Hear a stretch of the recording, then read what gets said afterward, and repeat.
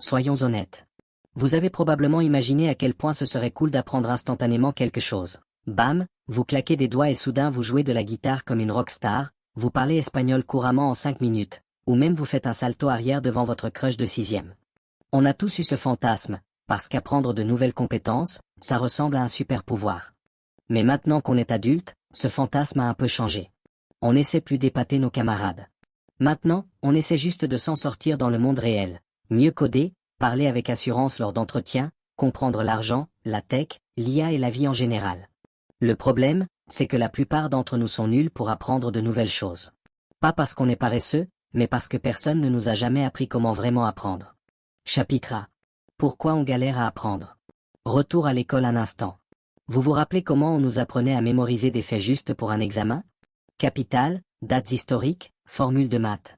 On bachotait la veille, on passait l'examen à moitié endormi, on recrachait tout sur le papier, et on oubliait tout dès que la cloche sonnait. Ce n'est pas apprendre. C'est juste de la mémorisation temporaire. Le vrai apprentissage, c'est comprendre quelque chose si profondément qu'on peut l'utiliser sans y réfléchir, comme faire du vélo ou taper sur un clavier. C'est automatique.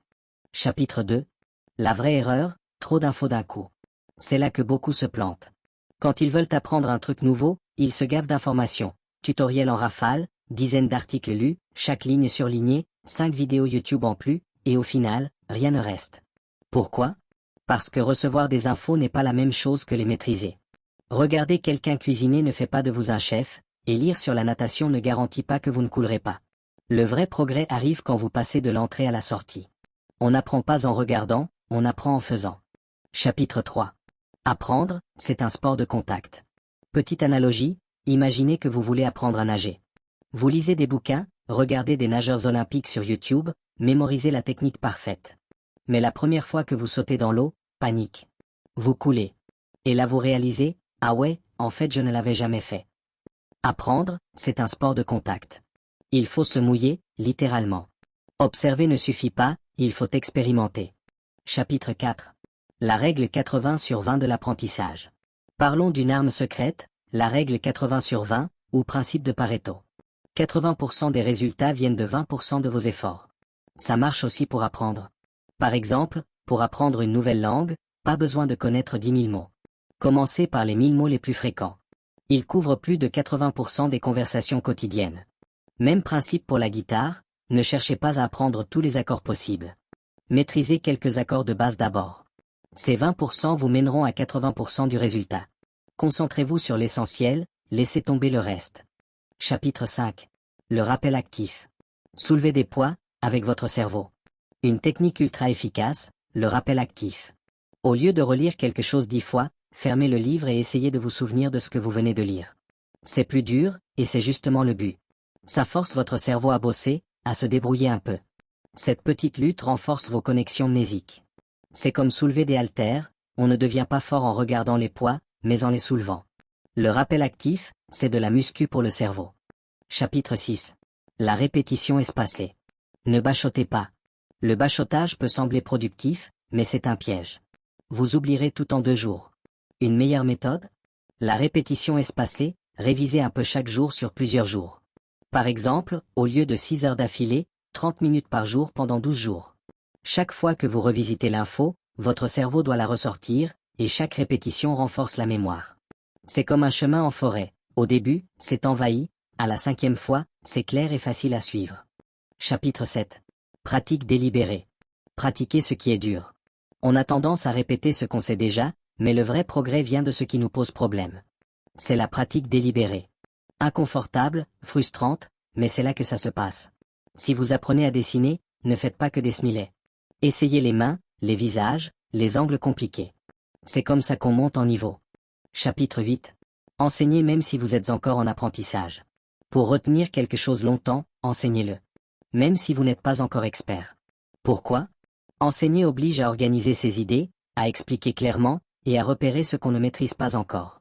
Si vous pouvez expliquer simplement, c'est que vous comprenez vraiment. Astuce, simulez un cours YouTube. Expliquez à voix haute. Pas besoin de publier, mais juste le fait d'enseigner booste la mémoire.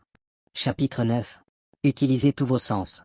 Le cerveau n'est pas une éponge, c'est une machine multisensorielle.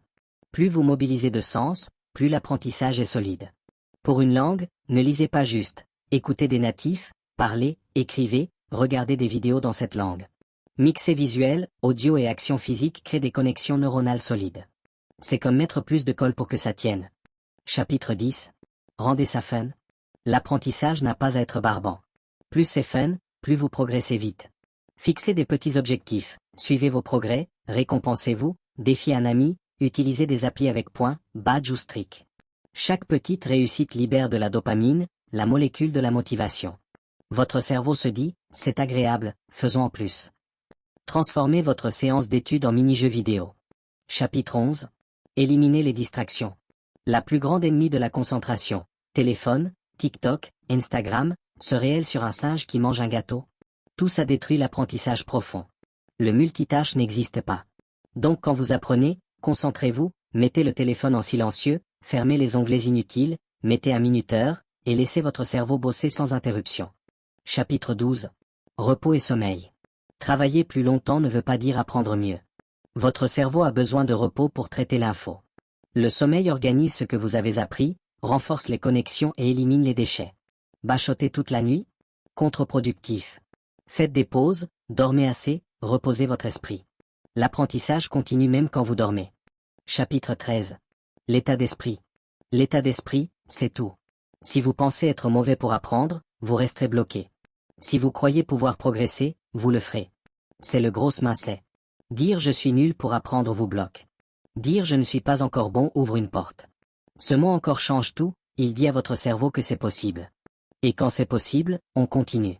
Résumé final. Ne comptez pas que sur les infos reçues. Pratiquez, utilisez le rappel actif, étalez vos révisions, concentrez-vous sur l'essentiel, enseignez, mobilisez vos sens, rendez ça fun, évitez les distractions, reposez votre cerveau, et croyez en votre capacité à progresser. Vous n'êtes pas mauvais pour apprendre, on ne vous a juste jamais appris comment faire. Maintenant vous savez. Alors arrêtez de scroller, commencez à agir.